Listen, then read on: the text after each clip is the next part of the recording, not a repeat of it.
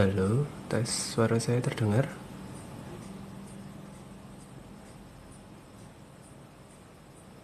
Nggak ada suara kresek-kresek ya?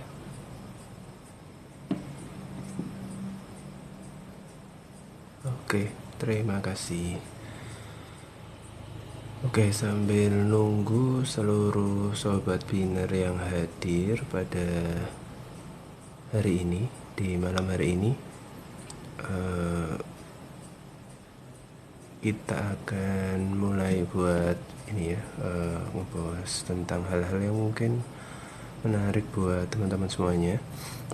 Sebelumnya mungkin kita perjelas dulu kalau sebenarnya berarti Berbinar Here's to You ini merupakan salah satu program dari PT Berbinar Insight for Indonesia, yang dimana program ini sebenarnya adalah bagian dari ngobrol-ngobrol bareng, dimana supaya sobat Binar semuanya yang follow TikToknya Berbinar bisa biar lebih dekat sama perusahaan kami, perusahaan yang terkenal dengan brandnya adalah berbinar.in, di mana sebenarnya kami di sini merupakan perusahaan yang bergerak di bidang kesehatan mental, di mana kami memberikan edukasi dan layanan kesehatan mental kepada seluruh sobat Binar, seluruh masyarakat Indonesia tanpa mengenal sosial ekonomi kalian semua. Jadi di sini kita akan banyak ngobrol. Di sini saya akan yang menemani teman-teman semuanya, sobat Binar semuanya, sebagai psikolog dari PT Berbinar Insight for Indonesia. Di sini saya akan ngebahas banyak hal berbeda dengan bisikan atau versi live Instagramnya dari ngobrol-ngobrolnya Berbinar, dimana kalau dibisikan kalian bakal banyak ngebahas tentang topik-topik yang sudah ditentukan, topik-topik yang memang sudah sempat diangkat di feeds Instagramnya Berbinar, dan kita coba bahas lebih lanjut, lebih dalam bisikan bicara asik psikologi ala Berbinar. Sedangkan di sini di live TikToknya Berbinar, di berarti Berbinar Here's to You, di sini kita akan lebih banyak ngebahas atau ngobrol tentang nah, contohnya minggu lalu kita di sini ngebahas tentang toxic relationship selama 2 kali pertemuan. Di 2 episode kemarin kita ngebahas tentang toxic relationship. Kemudian kemarin juga sempat kita ngebahas tentang overthinking, dan juga ngebahas tentang bagaimana stigma negatif atau stigma yang berlaku di masyarakat selama ini tentang apapun itu gitu. Jadi sobat Binar yang mau curhat, ngobrol, jangan lewatin kesempatan ini, karena kebetulan hari ini kita nggak akan lama-lama.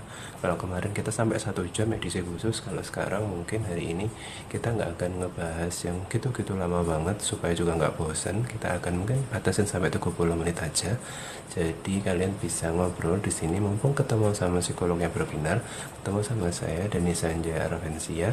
Di sini saya akan bantu jawab pertanyaan apapun yang kalian sampaikan, yang bikin kalian itu overthinking, yang bikin kalian itu penasaran, yang bikin kalian itu kepikiran dan masih kerasa ganjel di hati buat tanyain apapun itu tentang relasi kalian mungkin sama teman-teman kalian, atau mungkin relasi kalian sama pacar kalian, atau mungkin kegiatan sehari-hari kalian yang berhubungan sama kuliah, kerjaan kantor, ataupun apapun itu bisa kita bahas bareng di dalam berarti Berbinar Here's to You di sini.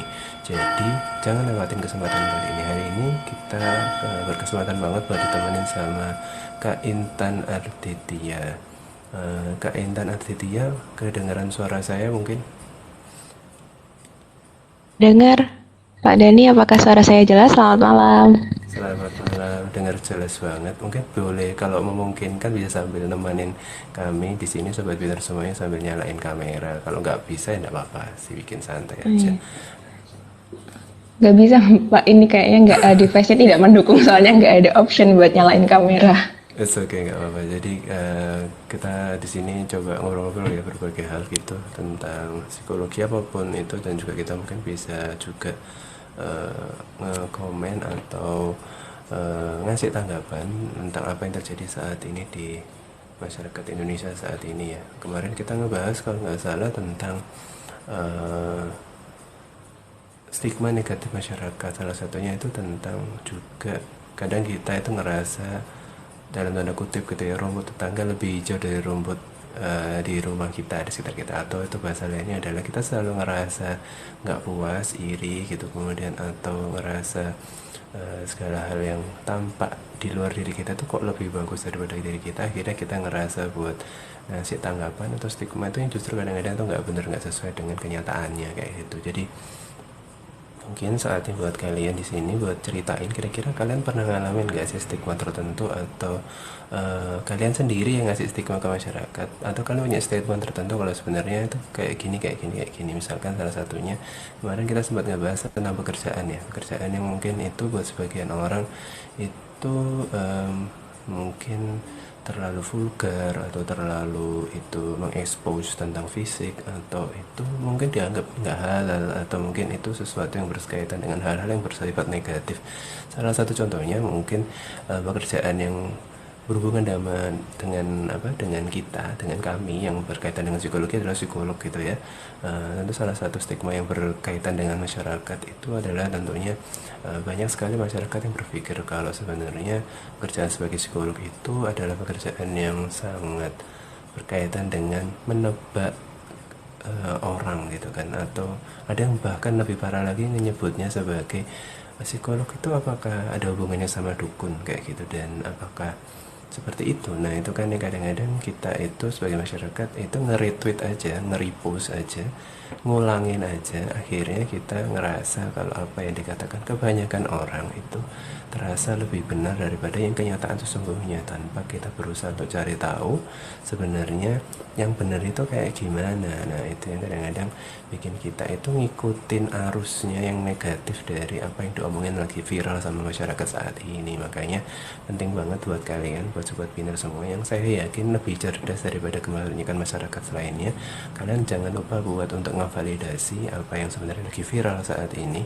ngevalidasi apa yang sebenarnya itu bikin kalian itu ngerasa ini kayaknya nggak sesuai deh, atau mungkin kalian punya curiosity, rasa ingin tahu yang lebih, cocok banget buat kalian biar cek dulu ke berita terkini atau berita-berita yang mungkin bikin kalian itu penasaran, dan cek lebih lanjut faktanya seperti apa. Banyak banget sebenarnya cara untuk bisa memastikan itu, banyak juga website-website yang juga memastikan apakah berita ini itu hoax apa enggak kayak gitu. Nah di sini kita juga mulai ada pertanyaan satu dari Mas Jamal 1418. Mas, kalau kesurupan itu ada hubungannya di psikologi enggak kayak gitu?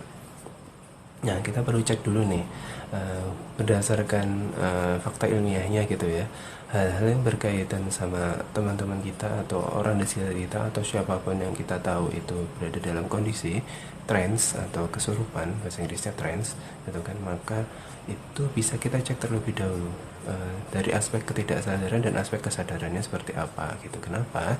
Karena memang ini mirip banget atau korelasional banget dengan yang namanya situasi yang kita sebut di psikologi itu sebagai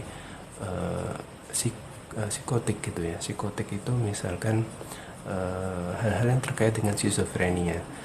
Sesuatu yang berkaitan schizophrenia itu berhubungan dengan hal-hal yang bersifat delusional, sesuatu yang itu tidak bisa dibuktikan dengan sesuatu yang faktual, atau apa yang kita omongin, apa yang kita ucapkan, apa yang kita bayangkan itu tidak bisa dibuktikan secara faktual.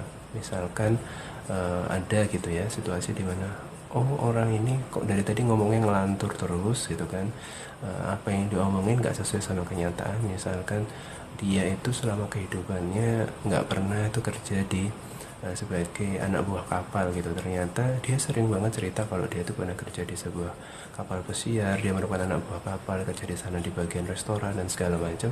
Dan ternyata kita setelah cek riwayat hidupnya, ternyata dia nggak ada satupun yang berhubungan sama dunia perkapalan, anak buah kapal, atau restorasi di sebuah kapal dan segala macamnya kayak gitu. Jadi dari sini kita bisa bahas, ternyata kita bisa pahami ternyata emang apa yang disebutkan itu tidak sesuai dengan kenyataan, bersifat delusional, ngelantur atau segala macamnya. Itu yang kita sering sebut di psikologi sebagai delusi, atau itu sesuatu yang tidak berkaitan dengan kenyataan.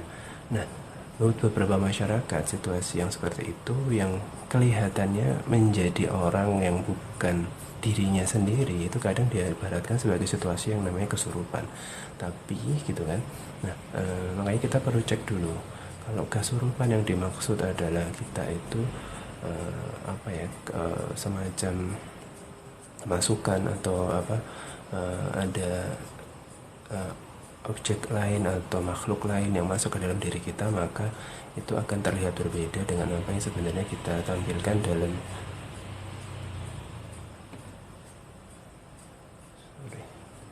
Mulai ada suara kresek-kresek kayaknya ya.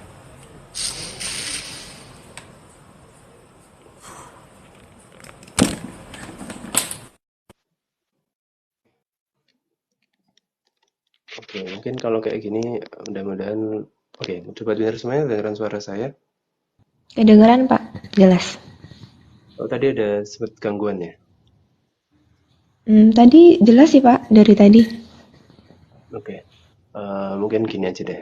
Soalnya tadi saya terdengar agak nggak jelas, jadi kita lanjutkan aja. Jadi misalkan kayak gitu. Jadi ketika kita pada situasi yang mengetahui ada kemiripan-kemiripan semacam itu, perlu kita pastikan lagi apakah yang terjadi pada orang yang bersangkutan itu benar-benar berkaitan dengan eh, kemasukan arwah atau kemasukan sesuatu yang lain, atau yang itu mungkin nggak apa namanya, nggak nggak sesuai dengan apa yang kenyataan pada dirinya gitu. Nah, tapi kalau kita cek kepada yang sesuatu yang sifatnya schizophrenic, maka gitu kan biasanya orang-orang dengan gangguan schizophrenic atau gangguan-gangguan yang bersifat psikotik ini, itu yang tadi aku bilang sebagai delusi, itu biasanya itu akan bersifat menetap dalam sekian waktu yang lama, berbeda dengan situasi dalam konteks kesurupan, di mana situasi tersebut itu akan muncul pada momen-momen tertentu yang itu bersifat ritual, yang itu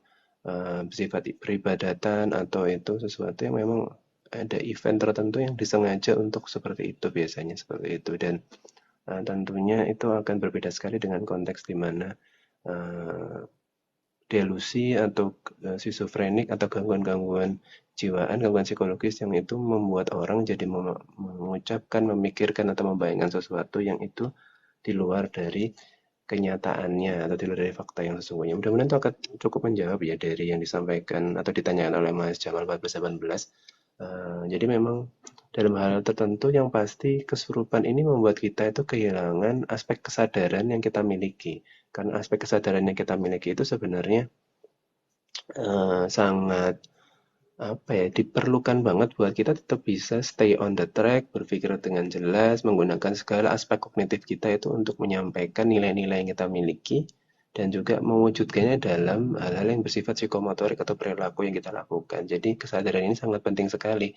Sementara jika aspek tidak sadaran itu nanti yang lebih banyak mendominasi aspek-aspek ketika kita itu berinteraksi sama orang lain, maka itu akan sulit dikontrol. Biasanya aspek-aspek ketidaksadaran ini sifatnya sesuatu yang spontaneous, bersifat spontan, atau aspek-aspek ketidaksadaran ini sesuatu yang mungkin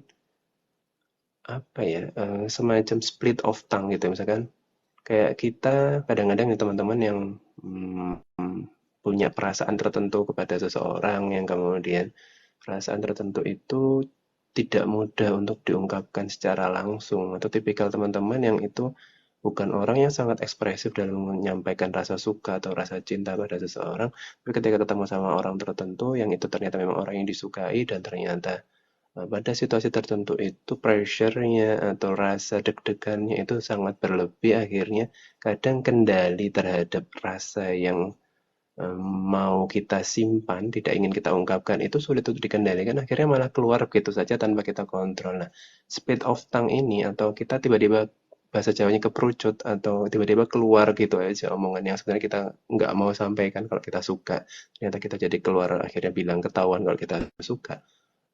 Itu salah satu aspek tidak sadar yang muncul ke dalam permukaan kesadaran kita, dan uh, gitu.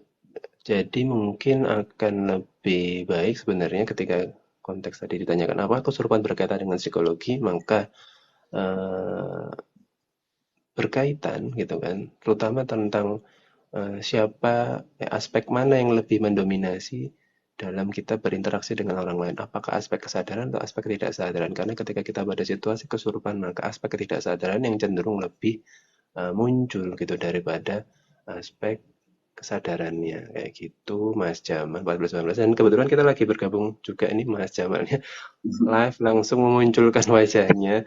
Sebenarnya kalau kalian cek sebenarnya Iya. siapa sih Mas Jamal 14-18 ini salah satu content creator atau TikTok creatornya Berbinar yang muncul banget sering di dalam konten-kontennya Berbinar dan pertanyaan bagus banget dari Mas Jamal. Mungkin ada tanggapan dari apa yang barusan saya sampaikan Mas Jamal. Iya Mas, tadi itu kan kepikiran sana waktu itu kayak pernah kan baca di mana tuh lupa yang waktu kesurupan massal gitu kan, terus katanya psikolog dari Singapura tuh sebenarnya itu bukan kesurupan karena setan tapi karena ada hubungannya di psikologi gitu loh. Makanya tadi tiba-tiba random aja kepikiran tanya gitu kalau kesurupan itu emang bener ya di dalam psikologi itu ada hubungannya kayak gitu. Makanya itu tadi nanya kayak gitu. Tapi udah jelas sih, jadi paham lumayan paham lah. Oke, jadi betul banget. Jadi memang aspek ketidaksadaran ini sangat mempengaruhi kita dalam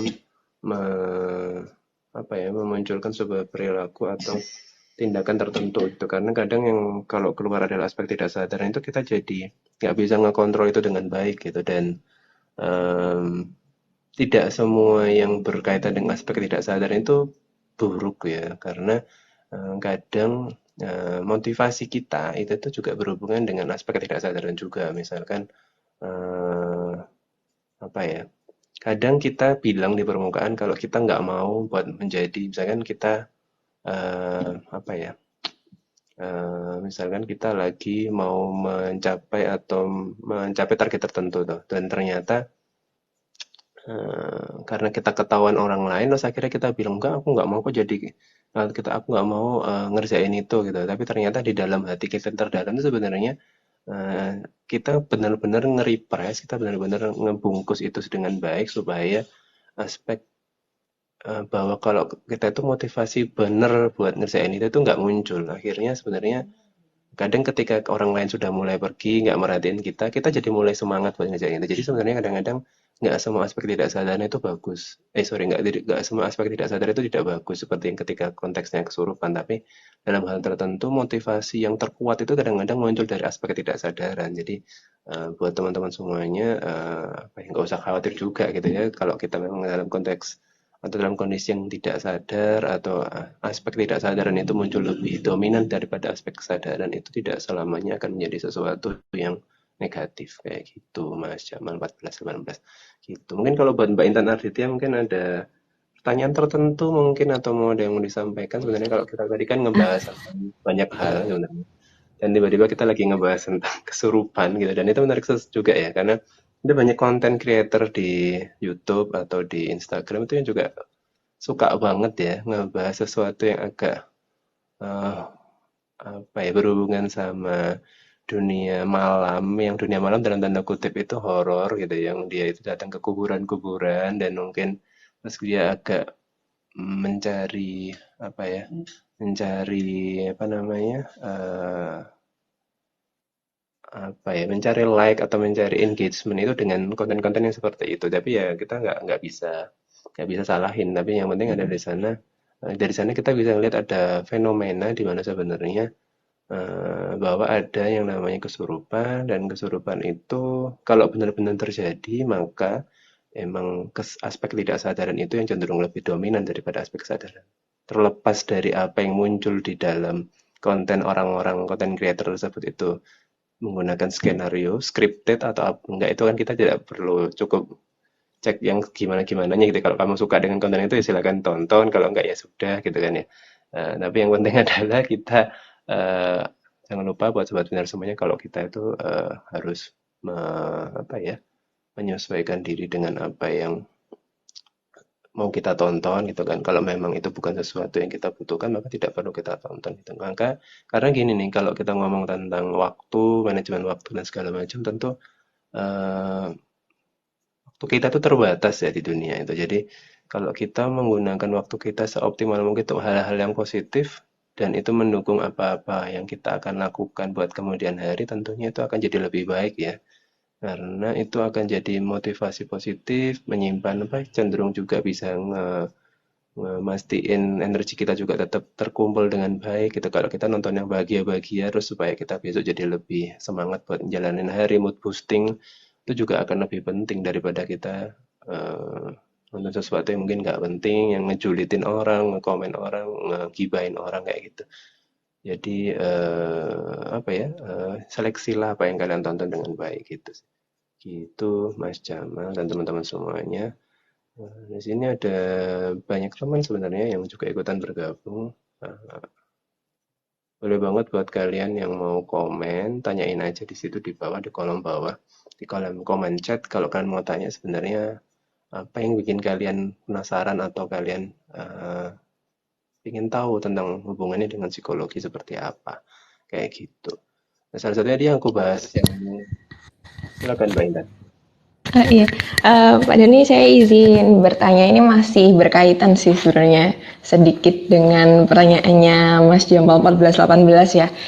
Jadi kebetulan ibu saya ini kan adalah tenaga kesehatan ya, dan dia itu mendapatkan kasus di mana ada seorang mahasiswa perempuan, dia ini mengalami gejala ketegangan otot perut, di mana perutnya itu kayak kelihatan kaku banget sampai dia tuh kesakitan, kayak kelihatan sampai kayak papan gitu loh saking kerasnya.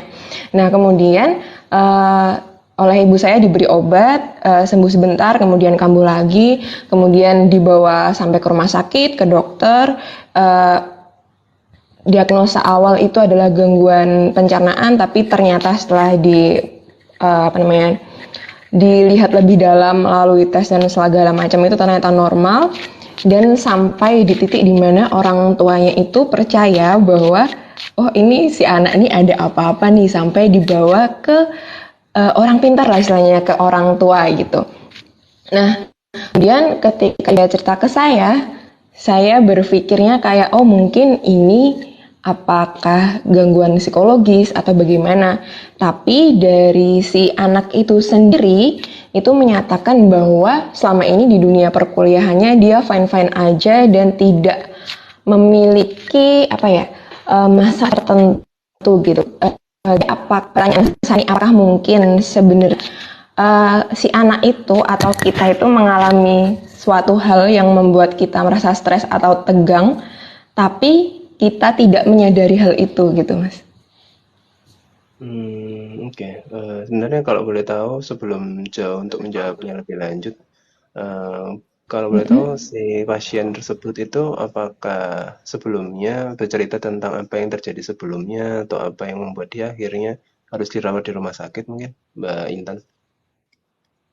Oke, jadi si pasien ini, si Mawar lah katakanlah ya, si Mawar ini dia adalah mahasiswa baru di suatu universitas di Malang, dan dia itu memang pertama kali jauh dari orang tuanya. Jadi saya kira salah satu penyebabnya saat itu adalah mungkin karena stres jauh dari orang tua.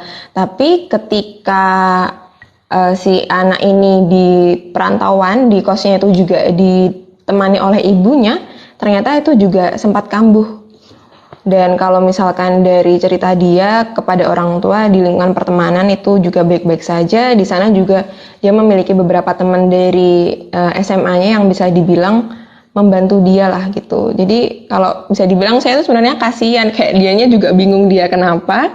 Dan intensitas kambuhnya itu lumayan sering gitu sih, Pak. Oke, sebenarnya kayaknya ceritanya memang belum cukup lengkap ya, karena gini, kalau kita ngomong tentang diagnosa psikologi gitu kan, yang kita bilang itu kenapa gitu ya, kok bisa seperti itu dan kenapa-kenapanya itu memang kita perlu cek lebih lanjut, khususnya tentang eh, kegiatan 1 bulan terakhir atau 2 bulan terakhir atau mungkin beberapa hari sebelumnya yang mungkin itu belum cukup tersampaikan dari sesi di mana proses dia ketemu sama ibunya Mbak Intan gitu kan, yang waktu itu kebetulan lagi merawat yang bersangkutan. Tapi mungkin dari situ sebenarnya kita bisa lihat eh, tidak serta-merta semuanya terus kemudian dihubungkan dengan aspek-aspek yang bersifat apa ya, non ilmiah gitu, atau mungkin apa ya, kalau kita bilang tentang apa ya, semacam hal-hal yang nggak bisa dijelaskan secara ilmiah gitu, yang tadi yang mungkin di salah satunya dibawa ke orang pintar atau apapun itu. Tapi bisa jadi kayak gini nih. Eh, ada ini aku coba bandingkan dengan situasi lain di mana kayak gini. Ada kadang mungkin teman-teman pernah ngalamin yang sebenarnya itu ini mungkin terjadi sering sama teman-teman sobat binar. Misalkan kayak mau ujian, gitu perut mules banget. Tapi kita nggak tahu itu, tapi kita nggak makan pedas-pedas semalam, kita nggak apa namanya, barusan juga atau 24 jam terakhir kita nggak minum atau makan yang pedas-pedas atau yang bikin sakit perut. Pokoknya nggak ada sesuatu yang bikin kita sakit perut lah intinya kayak gitu. Atau kemudian kita juga ngerasa keringet dingin begitu mau maju ke depan kelas buat presentasi. Padahal sebenarnya kita udah belajar sekuat tenaga, kita sudah semuanya nyiapin presentasi PPT-nya sudah pakai Canva, udah bagus, sudah semuanya udah siap. Teman-teman semua satu kelompok juga udah sip. Tapi tiap kita presentasi kita keringet dingin, bercucuran keringet dan segala macam kayak gitu. Nah, atau situasi yang mungkin ada agak beda misalkan contohnya setiap kita mau ada beberapa konteks tuh kayak ada yang kalau kita itu mau berhadapan pada sesuatu yang menegangkan itu malah jadi kayak muntah-muntah tuh. Padahal kita juga nggak masuk angin, nggak kenapa-kenapa, dibawa ke dokter juga nggak apa-apa kayak gitu-gitu. Dan itu atau bahkan sampai di level terparah itu kayak gini nih. Kita eh, lagi pusing gitu kan. Sorry, jangan-jangan pusing atau ini, mungkin kita lagi eh, sakit perut gitu kan. Terus kemudian kita itu ngerasa kalau perut kita ini kayak nusuk-nusuk gitu, sakit perut banget kan. Ini cowok ya, kalau cewek mungkin akan sesuatu yang terkait sama dilep atau segala macam kayak gitu. Tapi kalau cowok ini mungkin bukan sesuatu yang bersifat bulanan gitu. Dan setiap kita panik atau apa, itu ngerasa kalau perut kita tuh kayak ditusuk-tusuk gitu kan. Terus setelah coba cek ke dokter, terus kemudian ternyata nggak terjadi apa-apa, nggak ada, semuanya normal, asam lambung normal, semuanya tidak ada organ organ di dalam area perut, usus semuanya lancar, apa aman, pankreas aman, segala macam, hati aman, semuanya aman intinya. Terus kemudian cek lab juga aman. Terus ternyata suatu ketika dia tiba-tiba mikir kayak gini, coba deh di ronsen, jangan-jangan sebulan yang lalu ketika saya itu apa namanya cek apa sih namanya itu waktu operasi usus buntu itu ada jarum yang ketinggalan kayak gitu tuh. Nah, ada jangan-jangan peralatan kedokteran yang buat ngoperasi itu ada yang ketinggalan di dalam perut saya itu kayak gitu. Sampai dicek ronsen, dibedah segala macam, ternyata nggak ada sesuatu yang seperti itu. Itu sampai level yang separah itu. Kalau itu sudah sampai yang separah itu biasanya ke level gangguan somatoform gitu ya. Bahwa segala yang kita rasakan itu seakan-akan itu nyata dan memang itu tidak bisa dijelaskan dengan hal-hal yang bersifat fisiologis yang misalkan oh kalau sakit perut itu karena mules karena makan yang apa yang bikin pedas-pedas kayak gitu enggak atau mungkin kalau kita muntah karena kita masuk angin atau kita kecapean dan segala macam nah ini nggak bisa dijelaskan seperti itu tapi mungkin situasi yang dialami yang teman-teman atau kita semua atau mungkin saya atau siapa teman-teman sini yang merasa mirip ceritanya itu ya jadi karena ketegangan atau rasa stres yang begitu tinggi yang itu akhirnya dikonversi atau dialihkan itu menjadi sesuatu yang bersifat psikologis gitu kan.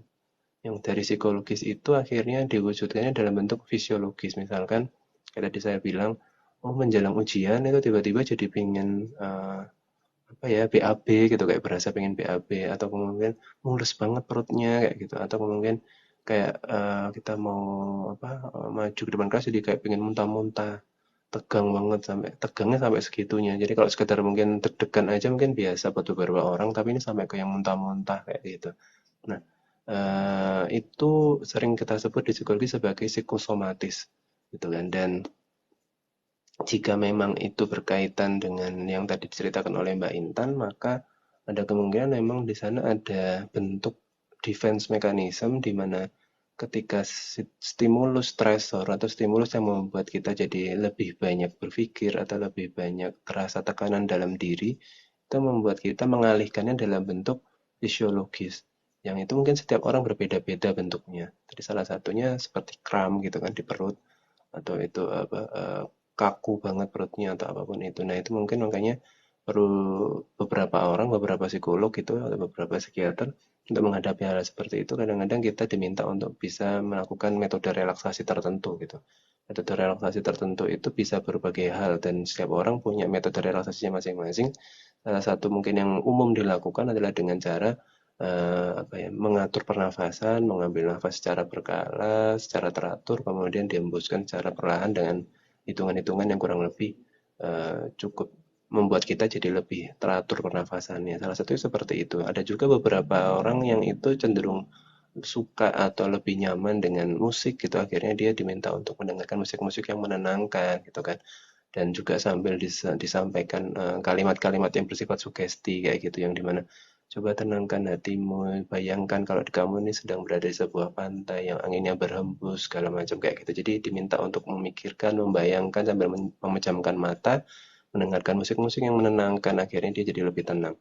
Tapi tentu tidak semua apa tidak kemudian ini akan terus bisa apa namanya, digunakan terus, karena itu relaksasi membuat dia rileks untuk saat itu. Tapi ketika permasalahan itu datang lagi, maka yang sebenarnya harus dilakukan adalah menyelesaikan dari inti permasalahannya. Nah, kita perlu cek tadi, makanya saya tadi tanya ke Mbak Intan, sebenarnya secara real kita perlu tahu dulu nih, karakteristik dia ini tipikalnya seperti apa, cara berpikirnya seperti apa gitu. Kemudian kalau kita sudah tahu cara berpikirnya seperti apa, kita akan tahu nih setiap permasalahan yang dihadapi, maka dia akan selesaikan dengan pola yang seperti apa. Nah, di situ akan ketemu sebenarnya. Jadi sebenarnya ketika ada permasalahan muncul, polanya seperti apa, dia cenderung memikirin diri sendiri, atau sorry, mikirin semuanya sendiri sampai yang benar-benar yang lelah banget. Akhirnya ketika dia lelah, maka akan muncul gejala-gejala fisiologis yang tidak terduga, seperti salah satunya kram otot perut yang begitu intens. Mungkin itu yang perlu dicek ya lebih lanjut gitu. Kalau dari aspek psikologis yang memungkinkan seperti itu gitu. Kecuali memang ada aspek fisiologis lain yang mungkin mengganggu. Tapi kalau tadi dicek secara fisiologis, secara kedokteran mungkin nggak muncul juga ya. Ya kalau mungkin memungkinkan dilakukan pengecekan secara psikologis, maka ada yang harus dilakukan adalah itu tadi sih. Ketika dia sudah mulai tenang, otot kram ototnya juga sudah mulai tidak apa muncul lagi, maka perlu untuk segera di apa ya, digali lebih lanjut sebenarnya permasalahan apa sih yang sedang dipikirkan, kemudian apakah kita perlu, apakah dia juga perlu apa ya, cerita juga gitu tentang proses dia berpikir, kemudian apa yang terjadi akhir-akhir ini secara detail ya, tidak hanya apa yang dirasakan, tapi juga hal-hal yang mungkin selama ini nggak nyangka, atau mungkin dia nggak kebayang, kadang-kadang kayak gitu tuh, kita mikirin sesuatu yang itu bisa jadi penyebab dari segala permasalahan, tapi sebenarnya ada sesuatu yang kita nggak sengaja itu keabaikan, tapi itu salah satu yang sebenarnya mendukung dalam proses pembentukan perilaku yang mengganggu kayak gitu. Nah, itu yang perlu dilakukan sepertinya Mbak Intan. Jadi perlu dicek lebih lanjut. Bahasanya sih kita lakukan anamnesis ya, kita lakukan wawancara secara mendalam, deep interview, untuk mengetahui karakteristik orangnya seperti apa, cara berpikirnya, sampai ke area-area di mana permasalahan-permasalahan apa saja sih yang dialami selama ini. Jangan-jangan itu juga berkaitan dengan peristiwa di masa lalu yang muncul kembali di masa sekarang, akhirnya membuat dia stres yang berkelanjutan, mendalam, dan akhirnya terpicu untuk gangguan-gangguan fisiologis yang tidak bisa apa, diteliti secara kedokteran kayak gitu. Itu Mbak Intan. Terima kasih banyak Pak atas jawabannya. Dan ini kita juga akan menjawab juga pertanyaan Mbak Irena. Kenapa orang memiliki dark triad personality rata-rata bisa sukses semua ya, Mas? Waduh.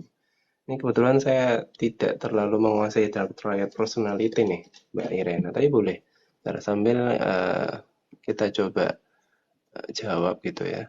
Mungkin Mbak Irena mungkin mau bisa bantu sharing gitu ya, atau ikutan ngobrol di sini. Coba mungkin nggak kalau keluar suaranya doang. Saya coba invite Mbak Irena. Mungkin Mbak Irena juga anak psikologi juga bisa bantu saya jelasin dark triad personality itu apa sih gitu. Coba ini saya lagi invite Mbak Irena-nya. Mudah-mudahan mau gabung juga. supaya teman-teman sobat binar semua juga terinspirasi. Oh, dark triad personality itu apa ya? Kayak gitu. Gitu. Aku udah nemu sih ini apa itu dark triad personality. Nah, sebetulnya dia lagi nggak memungkinkan buat ngobrol banyak gitu di dalam acara berarti berbinar Here's to You gitu.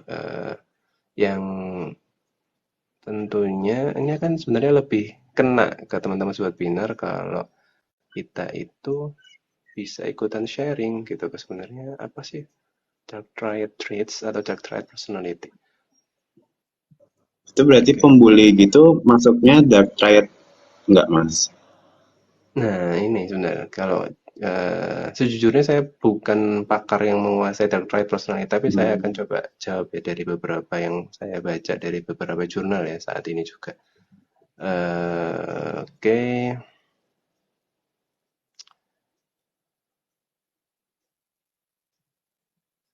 oke. Kenapa orang yang memiliki dark triad personality rata-rata bisa sukses semua ya, Mas? Gitu. Tapi sebelum kita jelasin dulu nih, sebenarnya dark triad personality itu apa gitu ya. Ini kalau kita ngomong dari ini sebuah artikel yang itu cukup sebenarnya aku nggak terlalu suka ya untuk bisa cerita dari aspek artikel yang non jurnal penelitian gitu. Tapi ini kebetulan artikel Psychology Today ini salah satu artikel yang divalidasi oleh American Psychologists Association (APA) Amerika. Dan ini juga berasal dari peneliti yang terkenal juga. Mr. Paul Hus dan Mr. Williams di tahun 2022 dan juga ini meneruskan dari teorinya salah satu apa ya salah satu tokoh psikologi yang cukup terkenal atau Carl Gustav Jung mungkin pernah teman-teman sobat binar semuanya pernah dengar. Nah, eh, ada tiga kan namanya juga triad ya. Jadi ada tiga. Yang pertama itu adalah Machiavellianisme gitu kan. Machiavellianisme itu adalah cenderung orang itu karakteristiknya cenderung manipulatif gitu. Manipulatif ya seperti yang kalian pahami ya suka menipu, mengelabui orang gitu, demi mencapai tujuan pribadi gitu kan. Jadi dia dianggap kurang peduli sama hubungan personal dengan orang lain. Jadi ahli dalam mempengaruhi orang lain dan melakukan kecurangan. Nah, yang kedua, personality yang kedua, dari pertama adalah Machiavellianisme, cenderung untuk manipulatif, dan sekarang yang kedua adalah narsisme. Jadi cenderung mementingkan diri sendiri gitu kan. Jadi ingin dapat perhatian orang lain, ingin mendominasi gitu kan. Apa ya? Self love-nya berlebihan gitu kan. Cenderung narsistik gitu kan. Percaya dirinya lebih hebat. Jadi percaya dirinya luar biasa banget sampai sepercaya diri itu sama dirinya gitu kan. Kemudian yang ketiga adalah psychopathic ya. Jadi dark triad yang ketiga itu adalah psychopathic. Jadi ditandai dengan tidak adanya rasa empati dan penyesalan. Kemudian dan ini yang katanya itu yang paling parah gitu dari tiga dark triad itu psychopathic ini yang paling parah karena dia benar-benar nggak punya empati, nggak punya penyesalan gitu kan. Jadi wes benar-benar nggak memahamin orang lain. Kalau bahasa Jawanya nggak ngereken udah wes gak. Yang penting aku kayak gitu, yang penting aku kayak gitu, yang paling gelap. Nah, kenapa orang wanita dark triad rata-rata bisa sukses semuanya mas? Nah ini harus dicek lebih lanjut nih. Apakah sukses itu seperti apa itu yang harus dicek dulu nih. Sukses menurut kamu, sukses menurut sobat binar yang satu, sukses buat sobat binar yang dua, sobat binar yang lain, sukses menurut Mas Jamal, sukses buat Mbak Intan, atau buat Mbak Irena, itu kayak gimana artinya? Nah, harus dipahami dulu nih. Ini kalau kita ngomong kesuksesan, ini mirip sama ini sekalian promosiin ya. Kalau di Berbiar ada namanya Bisikan on Spotify dan kebetulan tadi kita habis taping, habis rekaman dan akan muncul dalam beberapa minggu ke depan. Salah satu topiknya itu ngebahas tentang apa namanya ini tadi yang kita bahas ini. Jadi lebih ke uh, sebenarnya uh, meaning in life itu kayak gimana gitu dan tentang memaaf. Sebenarnya kita tadi mau ngebahas memaafkan diri sendiri sih dari bisikan on Spotify itu cuma salah satunya kita ngebahas tadi itu adalah meaning in life. Jadi makna hidup. Nah, dia kenapa aku tanya sukses itu tiap orang akan berbeda seperti kata Mas Jamal, Mbak Intan, Mbak Irena atau teman sobat-sobat binar semua lainnya. Yang perlu kalian tahu sehingga karena meaning in life, makna hidupnya berbeda, maka otomatis kalau kita ngomong meaning in life, maka apapun itu pasti ujungnya adalah ingin sukses gitu kan. Sukses itu sukses itu seperti apa setiap orang, dan sukses itu berarti bersifat subjektif gitu kan. Makna sukses itu bersifat subjektif, setiap orang punya makna suksesnya masing-masing. Nah, kalau menurut Mbak Irena, suksesnya itu adalah dengan salah satunya kebetulan itu adalah memiliki dark triad personality, maka ya mungkin itu sesuai atau relevan atau koheren dengan makna sukses dari Mbak Irena. Orang-orang yang kebetulan menurut Mbak Irena sukses, itu adalah orang-orang yang kebetulan memiliki dark triad personality, gitu kan.